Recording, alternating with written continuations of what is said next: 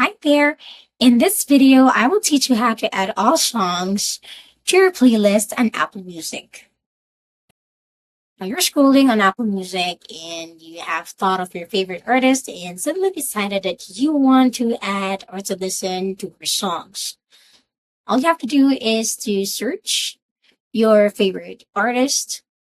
Let's say I want to add Sabrina Carpenter. Click on it. When you click on it, you will see the top songs that she has. Let's say I want to add the emails I can't send. So all you have to do is to click on that album and drag it to your desired playlists.